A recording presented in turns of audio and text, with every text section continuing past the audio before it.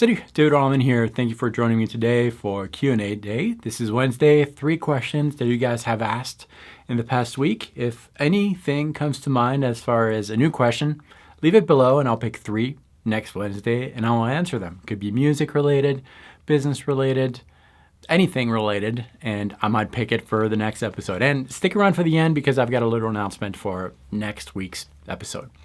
All right, well, let's get started. Question number 1 is from Mr. Axe Grinder. And Mr. Axe Grinder is asking this. Hi, David. I have a question for you.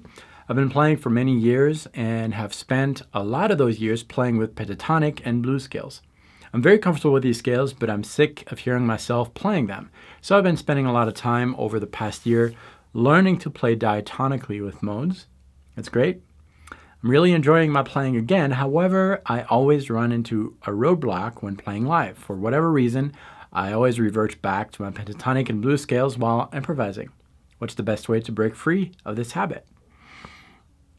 Yes, I can relate. I think a lot of players can relate to that. And I don't know if you've watched my master classes on this channel. If so, I apologize. But my answer kind of involves some of those.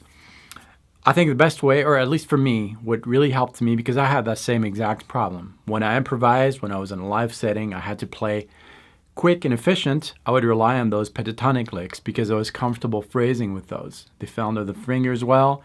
I was used to their sound, and I could express myself, I think, pretty effectively with those pentatonic scales. Yet, during my practice session at home, when I worked on my craft, it would be very diatonic, working on the modes and all that, the arpeggios. And there was a disconnect. And that changed when I realized that within most of the diatonic scales, you can extract some pentatonic scales.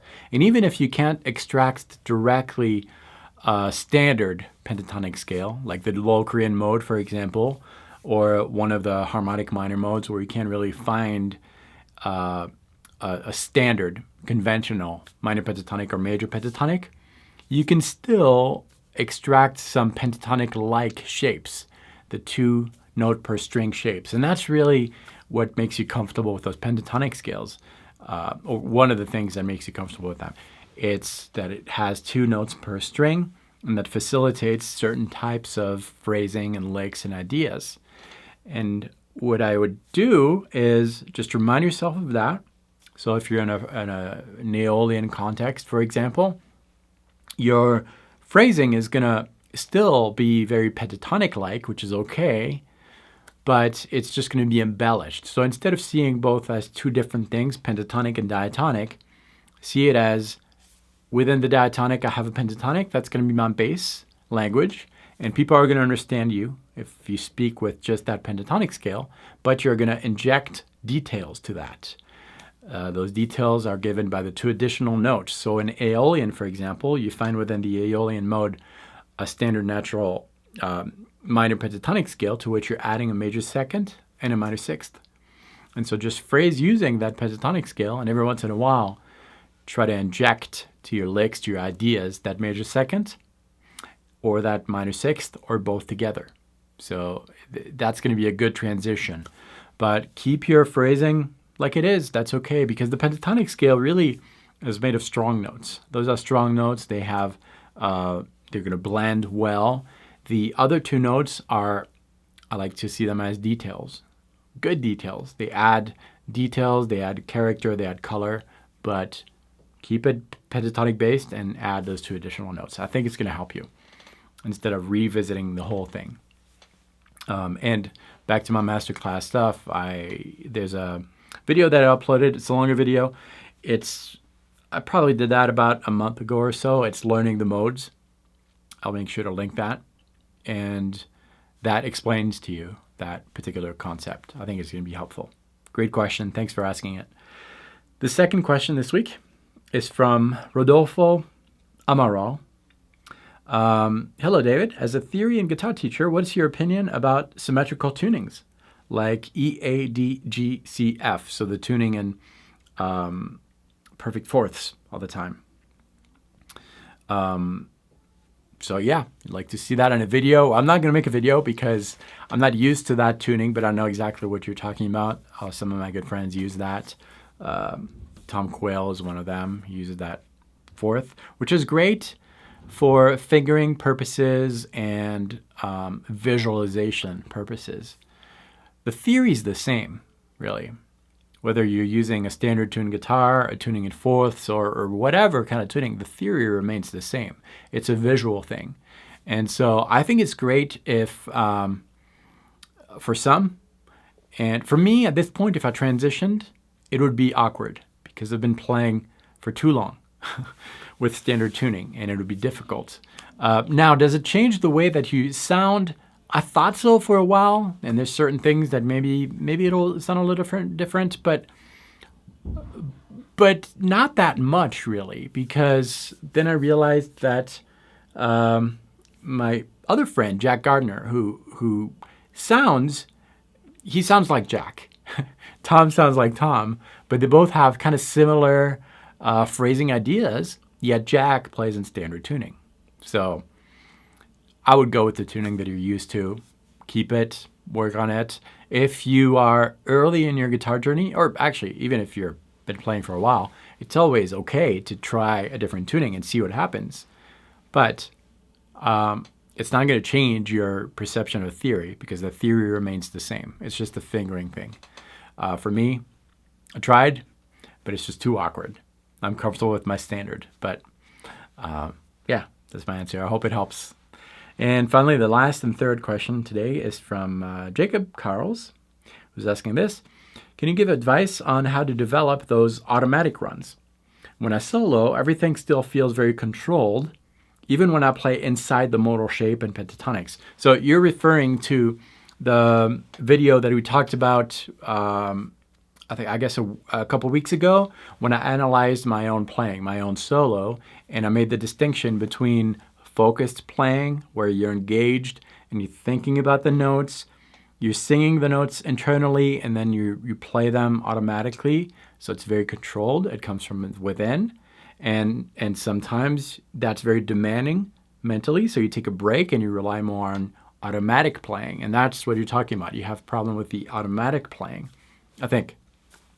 And within the automatic playing, you have all the licks that you've learned, the automatic type of things, guitaristic things that you're the habits.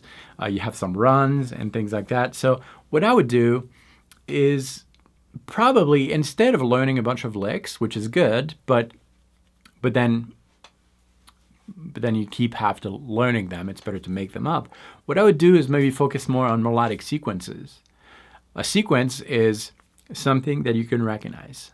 Okay, so it's got a logic behind the sequence, rhythm logic usually, and an intervallic logic. So, for example, da da da da da da da da da da da da da da. You recognize the pattern there. Those kind of things, those kind of sequences. Usually, because those are recurring things, they once you learn the beginning of the sequence, you can apply it to the full fretboard. It's better to use scale shapes that are recurring on the fretboard. So 3 note per strings, for example, or 2 notes per string, like the pentatonic, standard pentatonic shapes, as opposed to a 3 note here, 2 notes here, 1 note here, and well, that creates some difficulties, technical difficulties. So I would start with your 3 note per string patterns and just find a bunch of sequences that you like on the same scale and apply it to others with a metronome. So, for example, find some ideas using 16th triplets, which is 6 notes per beat, 16th notes, 4 notes per beat, and just kind of like work through some of these ideas, apply them over chord progressions, and then try to use those sequences as threads that tie a focused idea to another focused idea. So, for example, let's say that I've got my guitar, which I don't. Yeah, I do. It's here. I don't want to plug it in. But let's say that you got something focused. You're singing. Something that you played on the guitar. And you continue focusing on on that focused idea. Ba ba da ba ba da bum. And then a sequence. Da da da da da da da da da da. That's automatic. Ba ba ba ba ba ba ba ba ba ba ba ba ba ba bum. And then back to automatic or focused. Ba da ba bum. Ba da ba da ba ba bum. Ba da bum. Da da da da da da da da. You tie those ideas together. Since you asked, I'll plug one of my courses in. It's called Melodic Sequences. It's available on my website, guitarplayback.com, and you can check that out. And there's a bunch of these sequences that if you study, you can inject into your playing no matter the style, and that's going to help you. It comes with all the backing tracks, the tabs, and all that. But anyways, that's what I would do. Next Wednesday, I will answer 3 new questions. If you have questions that you want answered, leave them below. And the 3 featured questions next week will receive a little gift from me. You'll receive the digital download of my album, Evolving Seeds of Glory, which you're hearing in the back right now. And that was released last summer, working on the next one. I'll tell you more about that soon. But anyways, thank you. Leave your questions below. I will see you Friday. Friday I've got a video that is in the queue to be published. I spent a lot of time on it. I think you're going to like it. I'll see you then. Thank you. See you next time. See you.